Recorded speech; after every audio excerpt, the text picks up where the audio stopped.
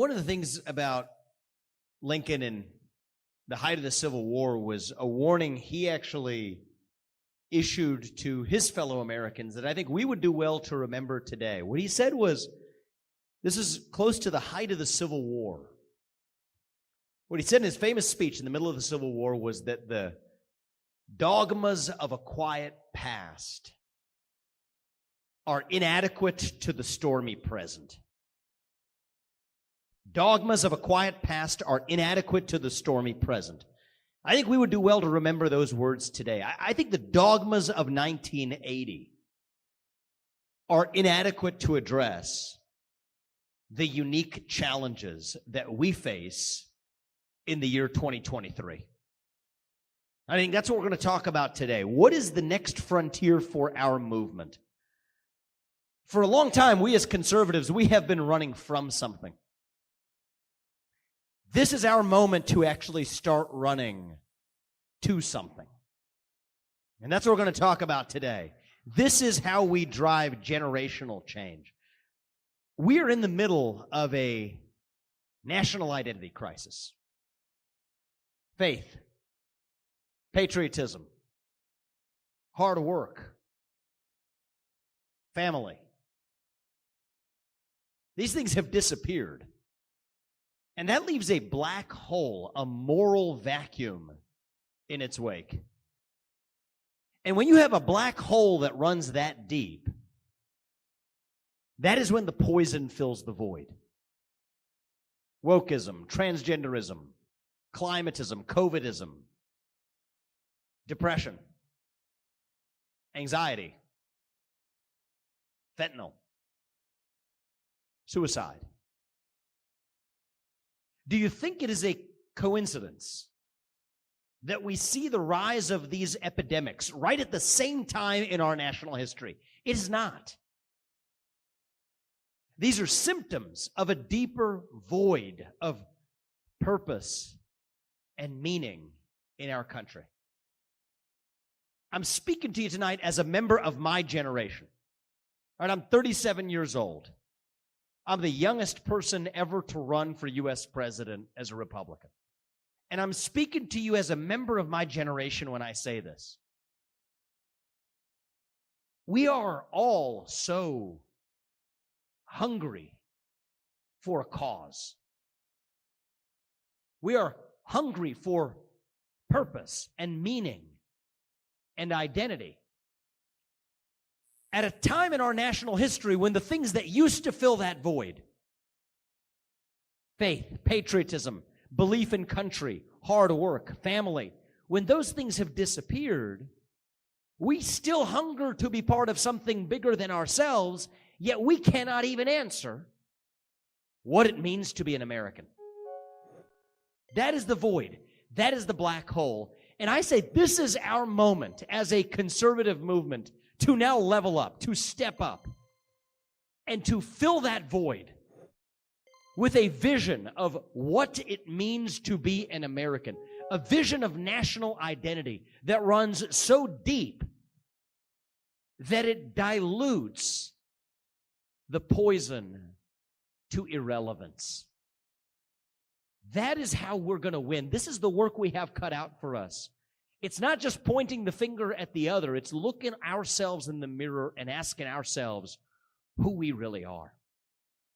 The left is masterful at filling that void.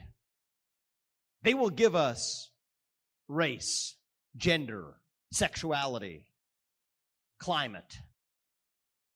And for too long, we've satisfied ourselves by just saying, hey, we're against those things.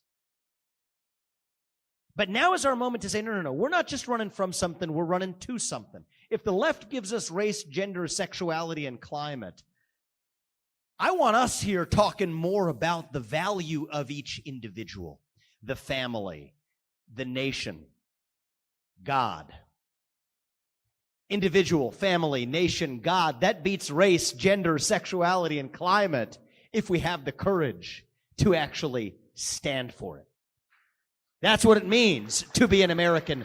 We stand for those foundational values that we still share in common. What does it mean to be an American? That's what we're going to talk about tonight. To me, it means we believe in the ideals that set this nation into motion 250 years ago in places not that far from where we are in Concord tonight. It means we believe in ideals like meritocracy and the pursuit of excellence, that you get ahead in this country not on the color of your skin, but on the content of your character and your contributions. That is why I've said that we will end affirmative action in every sphere of American life. It has been a cancer on our national soul, and we will end it. That is what it means to be an American. We stand for meritocracy. Thank you. What does it mean to be an American? It means we believe in the rule of law. That people like my parents, they do get to come to this country legally through the front door. They followed the rules. They paid their taxes. They actually raised two of us, my brother and I both, who went on to found companies in this country that employed thousands of people, that helped thousands of Americans. We should be open to immigrants like them. But it also means that your first act of entering this country cannot break the law. That is why I've said I will use the U.S. military to secure our own southern border and the northern border too. That is what it means to be an American. What does it mean to be a citizen of this nation? It means we believe in a radical dream that our founding fathers had 250 years ago. A radical dream that I have as a citizen today. That the people who we elect to run the government ought to at least be the ones who actually run the government. Not this managerial, bureaucratic deep state that actually runs the show today. And so that's why I've said that as your next president, I will not just reform this bureaucracy. When we have government agencies that should not exist, from the U.S. Department of Education to the FBI, to the ATF, to the IRS, to the CDC, we will not just reform and tinker around the edges. We will shut them down and restore the integrity of a constitutional republic, not as a political slogan, not as something to check a box, but something that actually restores the true purpose, the true functions of the government in the first place. And I want you all to challenge me, to push me. This is good. I want to get into the depth of it. I know you're New Hampshire. You guys like that. Of exactly how we're going to do it. How we will still keep those essential functions, but move them from the FBI to the U.S. Marshals or the DEA. From the U.S. Department of Education, the sliver of vocational training, to the U.S. Department of Labor. It takes detail, but it takes commitment. If I'm the next U.S. president and I can't work for you all as the taxpayer for more than 8 years, which I think is a good thing, then neither should any of those federal bureaucrats either. We need 8-year term limits for the bureaucrats instead of those civil service protections. That is what it means to have a government accountable to its people.